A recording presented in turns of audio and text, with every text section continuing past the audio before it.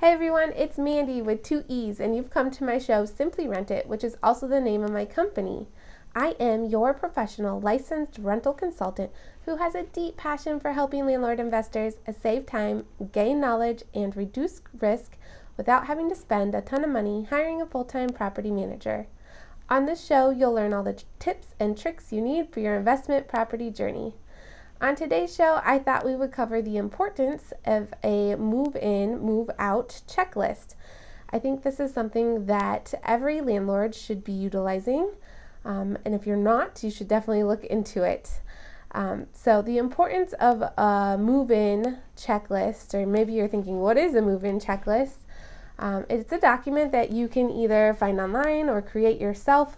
But essentially, it's a document that goes through each room and it highlights the areas of each room, such as the baseboards, the floors, any light fixtures, the walls. You can document the condition of the unit or your property and your home that you're renting out.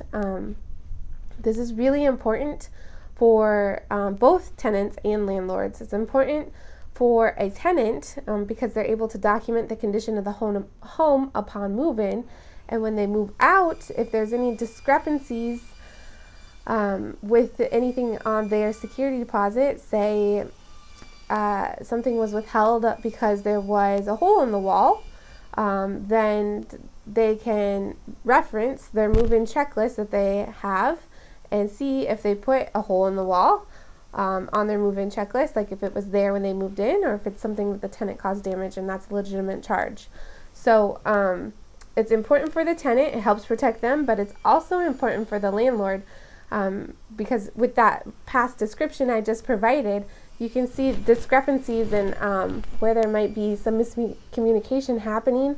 If you document everything on a checklist, as well as encourage photos that either the tenant takes or you take or both, it's really a great resource to go back and reference, and for you as a landlord to really keep a log of the condition of your property and how it's progressing, so you can see what normal wear and tear there is happening and what actual damages are happening as well.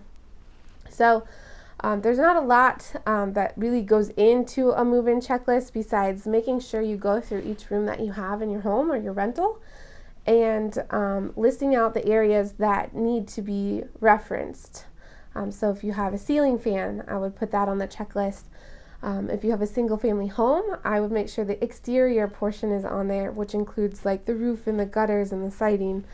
In the windows, check for screens, holes or tears in screens, things like that. And it's important that also there's a space for the tenant to sign and for you to sign as a landlord. So you both acknowledge that you've received this document and you have it in your possession.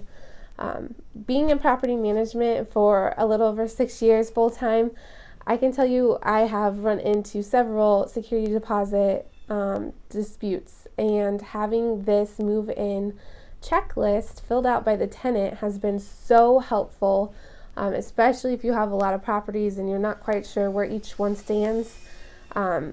Having that reference to look back on, especially if you have photos, is very, very, very helpful, because then you can see exactly if this discrepancy that's in question was there upon move-in, or if it's something that happened while the tenant or resident was there, and then you can go from there. So I have put a sample, kind of like a sample one I found online, link in the description below from Zillow of what a move-in checklist should include. They have a column for costs.